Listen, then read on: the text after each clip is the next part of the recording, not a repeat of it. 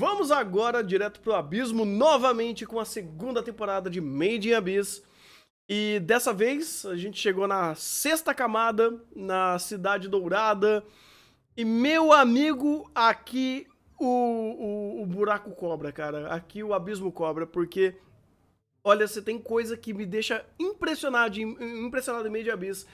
É como esse mundo é tão bem construído que qualquer errinho que alguém cometa aqui vai ser cobrado. Porque o buraco cobra, cara. Made in Abyss é fantástico e que temporada maravilhosa. E um adendo, Kojima, quero te dar um abraço. E não é do Metal Gear, é o nosso diretor Masayuki Kojima, que é um deus, é um monstro. E talvez eu tenha que dar um MVP de direção pra ele esse ano. Ah, mas com toda certeza, irmão. Porra. Já vou contar minha experiência com o Made in Abyss. Foi totalmente destruída esta temporada.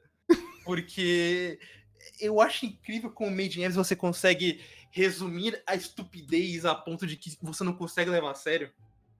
Cara, tem coisa que... Se você parar pra pensar, a premissa dessa temporada é... Estamos no... Pô, eu não posso contar porque é spoiler essa premissa. Ah, é foda. Puta, cara, essa temporada inteira é um spoiler, né? Então é meio complicado. Não, mas vamos pra uma situação simples. Todos os aldeões têm uma pica no meio. E não é natural. Tipo, eles têm formato, eles têm um bastão de pique, eles têm uma mão de pique, eles têm uma cabeça de pique, eles têm formato de toda a rola e órgão sexual que você conseguir imaginar. Eles estão num lugar muito... com muitas formações fálicas, assim, muitas referências fálicas a todo momento, mais do que costume em Made in Abyss. Né? Não, o pior é eu ver gente falando, não, diminuiu do mangá, mano, diminuiu meu ovo, porque olha tanto. Tem até aquela série episódio 3 que... Ah, meu amigo. Rafa, então, eles deram uma disfarçada, tá? Eu sei, me mostraram quando eles deram uma disfarçada. Isso é foda, cara, porque eu começo a olhar isso... Chegou um momento que tava acontecendo o genocídio. Eu comecei a rir, porque eu não consigo levar Made in Abyss mais a sério. Bem, O diretor aí a culpa é sua, né? Não, a culpa é mais desse contexto. Não me venha com essa, que tira a direção de Made in Abyss pra tu ver o que acontece. Isso aqui é bizarro completo, irmão.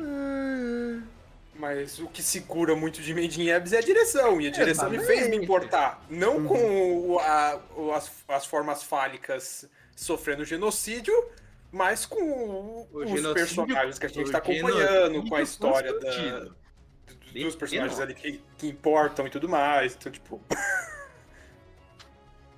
Cara, é uma coisa complicada, porque já é sabido que o mangá de Made in Abyss é complicado, no mínimo, e o Kojima e toda a sua equipe teve que pisar em ovos pra fazer essa temporada, porque ela era muito mais visual do que as outras, sabe? Made in Abyss sempre teve aí algumas conotações sexuais e até criminosas, ou melhor, muito criminosas pelo material original, e a obra sempre teve que contornar tudo isso, e agora não tinha nem muito o que fazer, tinha que literalmente mostrar, né? Mas... Tanto que eles desistiram, né? Os momentos onde uma personagem simplesmente vai e mama o outro, visualmente, aparece ela dentro da calça do outro. Não tem o que você pensar a não ser isso. Meu Deus. Então, eu vou te falar que eles diminuíram o volume ali do negócio. Bom saber. Ou seja, eles disfarçaram o peronomútil, né? Porque só vamos tirar o pacote, mas a mamada ainda existe, gente. Meu Deus. Então, o que a direção fez, principalmente nesse Made in Abyss, e a gente não tem como evitar a... Como é que eu posso colocar isso em palavras? Num termo simples. A gente não tem como evitar... É difícil, né? A gente não tem como evitar a conotação? O negócio, a conotação duvidosa da cena, porque ela está inerente a design de personagem, a cena, a ação. Então a gente vai disfarçar ao máximo, a gente vai trocar ângulo de câmera, a gente vai diminuir volume de algumas coisas, vai tirar detalhamento de algumas coisas e segue. Porque, segue assim, o jogo. Quebrando essa primeira barreira, O que essa temporada de Made in Abyss fez é tão impressionante quanto tudo que já estava sendo montado, porque Made in Abyss é um acúmulo de coisas, é um acúmulo de informações, de experiências, de passagens. E aqui foi justamente isso. O que o filme do papai foi impressionante, que já tinha escalonado o que já era a primeira temporada, essa temporada continuou mantendo a crescência. Ele manteve a bolinha de neve rodando de informações, tragédias e situações catárticas onde personagens estão constantemente sendo destruídos por esse ambiente, que cada vez mais é mortal, que cada vez mais cobra qualquer deslize que qualquer um tome aqui. E aqui é interessante porque nessa temporada específica a gente não tem só a perspectiva do nosso grupo principal, a gente tem a perspectiva de uma cidade. Tem uma cidade aqui que é conhecida como a Cidade Dourada, onde, como a gente já falou aqui, todos os personagens são deformados, né? Todas as formas de vidas aqui elas são deformadas pela própria deformação do abismo, de uma forma diferente do que a gente geralmente está acostumado. É uma forma pica. É uma forma pica, essencialmente. E conectando com o começo dessa cidade, o que foi, porque a gente também acompanha alguns flashbacks, que é a parte da construção dessa vila. E essas informações vão se cruzando, eventualmente se cruzam ao longo da temporada. E isso é incrível, cara, porque a narrativa não se perde.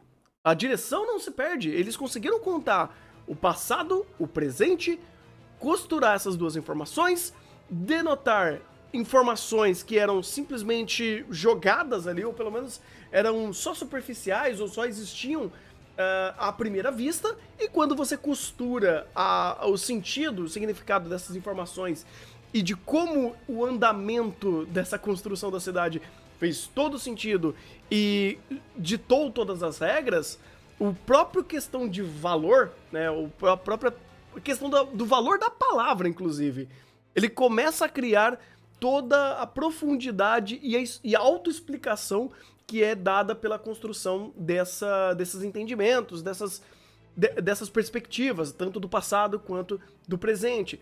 E quando conecta e você vê o personagem entendendo o significado daquilo, ou até mesmo o personagem passando batido, mas você entendendo porque porque o personagem não estava naquele contexto. Por exemplo, o Reg não entendeu tal informação, mas você como espectador entendeu, e essa informação faz sentido porque ela é cobrada no mundo. Então você vê que as coisas vão se descorrendo com muito mais naturalidade e com muito mais esmero, porque você tem sempre todo mundo te dando informação, e todo mundo questionando a informação, e todo mundo tentando testar essas informações, inclusive, quando eles começam a entender que existe uma moeda nessa cidade e como funciona o valor, as coisas começam a ir no modo easy. Quando você entende o que é o valor, sua cabeça explode. Então, literalmente, merda. Modo easy? Modo easy a priori, né? Porque a gente finalizou com... Então... Esse é o modo easy de Dark Souls. Desse negócio mesmo? Isso é modo easy de Contra. Modo easy de Ninja Gaiden. Modo easy, ai meu Deus. Mas, de qualquer forma, é uma temporada extremamente rica de detalhes, de subtextos, de textos, de montagem e construção de mundo. Tudo que eles colocam aqui pra maximizar e te deixar muito mais tenso sobre as passagens, eles vão fazer isso. E eles contam sobre muita temática complicada, cara. Qualquer escorregada pesada aqui jogaria Made in Abyss no abismo, cara. E eles conseguiram se manter íntegros, vamos dizer assim, do limite do possível. Não, íntegro meu ovo, Thunder, você não vai usar íntegro pra Made in Abyss. Íntegro talvez você está proibido de usar essa palavra aqui. Íntegro não, eu acho que íntegro não. Não é integridade, seria coerente. Tá bom, Eles conseguiram não cair no abismo. Assim, Isso. a dicotomia de Made in Abyss, que quanto mais você olha pro abismo e quanto mais fundo vocês... Made in Abyss, inclusive, coisa... A gente tá fazendo chá de episódio por episódio, eu vou trazer essa conversa um pouco mais no chá, mas Made in Abyss tem... Você consegue fazer muita analogia, muita inferência de muitas coisas ali que ele tá colocando, e a frase que quanto mais você olha pro abismo, quando você olha muito pro abismo, o abismo olha de volta pra você, é uma coisa que cabe perfeitamente em Made in Abyss. E quanto mais você desce no abismo, mais o abismo olha pra você. Portanto, integridade é uma coisa um pouco complicada de se falar aqui, ainda mais nessa temporada, que algumas coisas saíram um pouco do controle, mantendo o controle, a produção, não só nessas coisas de crime, mas outras coisas, a produção tancou muito, né? Pra quem, falando agora da experiência de quem já sabia mais ou menos o que ia acontecer pelo mangá, o anime ainda foi muito surpreendente, porque a produção ela fez algumas trocas de ordem na quais as informações foram passadas, fez algumas adaptações, fez algumas modificações que melhoraram muito, muito a experiência desse arco de Made in Abyss, que no mangá é confuso. É muito confuso. Não que ele é mal escrito, mas você tem um overflow de informações que às vezes não são tão bem encaixados e tudo mais. Então, tipo, a essência e o roteiro, ele tá inalterado, mas a produção conseguiu fazer isso aqui se tornar extremamente didático. Posso dar O que uma expressão pra isso? Hã? Posso dar uma expressão porque a experiência no mangá Hã? é arrastada. Sim. Para um caralho. Nossa, isso é pior, você percebe no anime. Uhum. Porque lembra quando eu tava falando de que minha experiência foi uma merda porque eu não conseguia desvirtuar o negócio? Ou melhor, não conseguia levar a sério a situação? Porque pra pensar no contexto. Vou dar um contexto sem spoiler da situação do Urego, por exemplo. Ele é o cara dos Correios. Nessa temporada, ele é full o cara dos Correios indo de um lado pro outro pegando coisa. É Isso da não é Amazon, chega as dinâmico. coisas. As coisas chegam, então é da Tem Amazon. coisa que não chega. não, A Nanate, com todo respeito, isso inclusive é a única coisa que eu vou bater nessa temporada. Cara, a Nanate tava de escanteio o tempo inteiro, o que me faz duvidar da presença do personagem até agora. Mas ela ficou lá dormindo a temporada inteira pra acordar como Kamen Rider. Mas o ponto é o simbolismo. Eu entendo o simbolismo, mas tipo, inclusive volta a repetição de novo, vocês vão trazer o conflito que vocês tiveram com ela? Eu pessoalmente achei idiota. Mas daí eu não vou nem entrar tanto nesse mérito, porque volta naquilo. O Kojima e o Kevin Penkin são dois deuses que fazem Made in Abyss brilhar para um caralho. Então, mesmo a coisa mais chata vai ser interessante na mão dos dois. Mas só batendo de olho, na hora eu penso, cara, se você tirar esses elementos que estão segurando o Made in Abyss, mas muito que eu reclamar dessa temporada. A gente estaria batendo muito se não fosse eles alterando ou melhorando essas situações. É porque, por essência, Made in Abyss, ele é coerente. Tipo, a essência da história é coerente. As passagens e funções podem ser questionadas. E aí, quando você tem o Kojima para alinhar passagens e funções, Kevin Penk para maximizar a experiência, e ainda você tem uma produção extremamente competente da Kinema Citrus, e eu agradeço, nossa, demais que vocês estejam fazendo isso com o anime certo. Pode continuar fazendo Tatenuishi virar bagaceira, não tem problema. Eu até gosto, é até divertido. Então, se vocês estão usando o orçamento de vocês pra fazer o anime certo, que bom, cara. Porque, de fato, ele poderia só ser demolido, ele poderia só ruir. E não, ele teve a competência, ele teve a capacidade de manter a história sendo coerente, sendo bem contada, com as perspectivas corretas e seguindo em frente. E trazendo um mix de sentimentos e situações absurdos, né? E abismais aqui. Então, poderia ruir, poderia dar tudo errado, mas pela competência deles, que bom que não deu. Sabe? Que bom que não deu. Assim como tem, sei lá, outros outros projetos que você fala, pô, se essa pessoa sair, acaba. Ou perde muito do brilhantismo que é. Kaguya, por exemplo, é isso, cara. Se o Shinichi Omata sair, a coisa perde metade da graça. Acontece, mas ainda, felizmente, estamos vendo um anime com as pessoas certas. Exato, Porra, eu tô cansado de chegar aqui e falar, pô, esse anime tem um bagulho legal, mas sei lá, o diretor é uma bosta. Acontece com muita frequência. Não, mais do que deveria. Na verdade, eu diria que é a regra. O que a gente tá vendo aqui é exceção, infelizmente. Made Abyss é exceção. E é exceção em muitos aspectos, né? Por coerência de mundo, por ter uma série de criminalidades inerentes e problemas pica aqui A gente vai falar disso daqui a pouquinho. Separei até a imagem.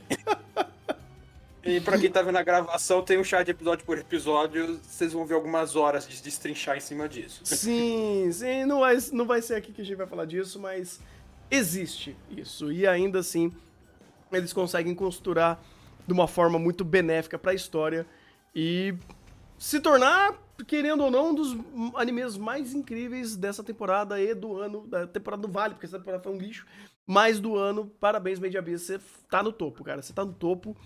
E arrancou meu 10. Eu não tenho outra nota pra dar pra ele não, cara, é 10 mesmo. 8. Minha experiência, já falei, foi uma bosta. O que, ironicamente, por conta de um flashback, eu falar bosta é algo positivo pra Made in Abyss. Então, é complicado.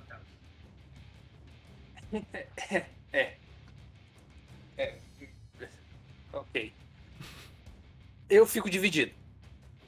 Mas eu vou, como vou parafrasear o Araújo, separar o lado direito do esquerdo do meu cérebro e dar 10 para o anime. Sim. Ignora o... Pelo material não dá. Por isso que eu falei, eu vou parafrasear o Araújo, separar o lado esquerdo do direito do meu cérebro e dar 10 pro anime. A gente já fez um exercício dessa reflexão com Made Dragon, então vai, sabe? Tem outra... Que fique claro que é dessa vez, e se acontecer qualquer coisa muito mais esquisita e só é qualquer polêmica a respeito, esse 10 nunca existiu. Essa nota será automaticamente reconsiderada. Ai, pois é, né, cara? Porque tem certo autor de samurais aí, né, que não pagou a conta certa, né? Mas, enfim, hipocrisia, né? Hipotermia. Hipopótamo, é foda. Vocês estão falando com um cara que